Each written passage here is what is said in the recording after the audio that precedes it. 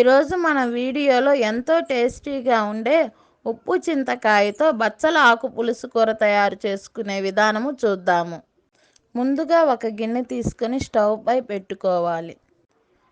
మనం ముందుగా శుభ్రం చేసుకొని కడిగి పెట్టుకొని కట్ చేసుకున్న 3 కట్టల బచ్చల ఆకుకూర తీసుకొని గిన్నెలో వేసుకోవాలి.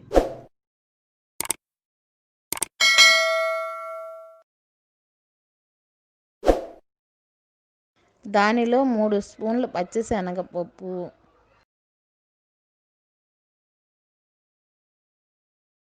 తగినన్ని నీళ్లు పోసుకోవాలి.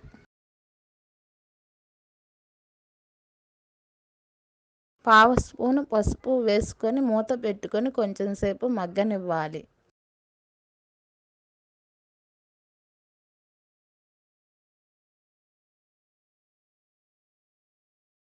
ఆకుకూర సగం ఉడికాక ఇలా కట్ చేసి పెట్టుకున్న 4 పచ్చిమిర్చి వేసుకోవాలి.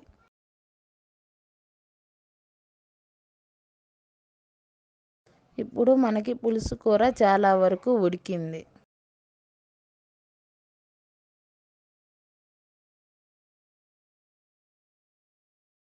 దీనిలో ఈ స్పూన్తో స్పూను ఉప్పు చింతకాయ తీసుకొని కొంచెం నీళ్లు పోసుకొని ఉప్పు చింతకాయలో ఏదైనా పీచులు ఉంటే తీసేసుకోవాలి. ఉప్పు చింతకాయని ఈ విధంగా నీళ్లు పోసుకొని పలచన చేసుకొని దీనిలో వేసుకోవాలి. ఉప్పు చింతకాయలోనే ఉప్పు పులుపు ఉంటుంది కావున మనం వేరుగా చింతపండు ఉప్పు వేసుకోవలసిన అవసరం లేదు.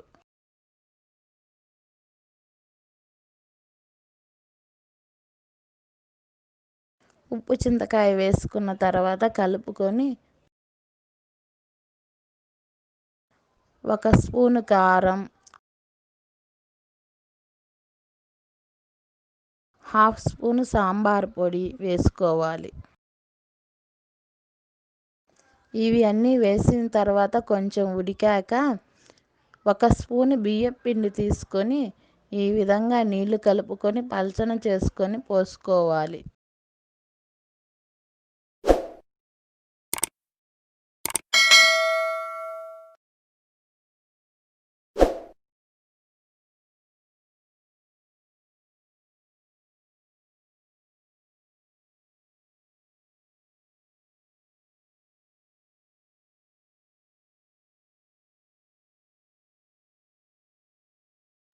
బియ్యం పిండి కలిపిన తర్వాత ఎక్కువసేపు ఉంచనవసరం లేదు.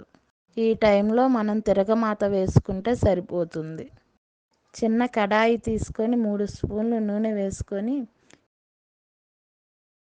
హీట్ అయ్యాక 1 స్పూను ఆవాలు,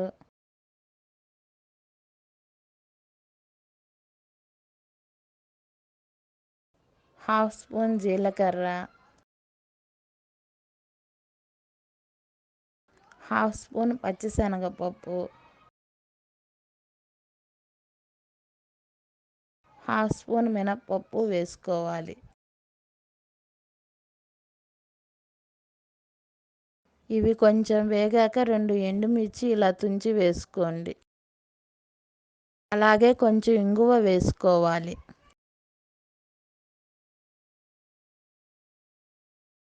ఇవన్నీ వేగాక చివరగా స్టవ్ ఆఫ్ చేసి కరివేపాకు వేసుకోవాలి.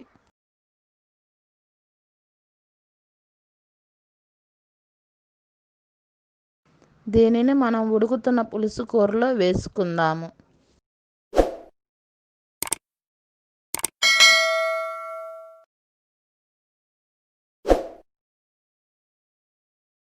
ఇప్పుడు ఇంకా మనకి పులుసు కూర రెడీ అయినట్లే. దీనిని బౌల్లోకి సర్వ్ చేసుకుందాము.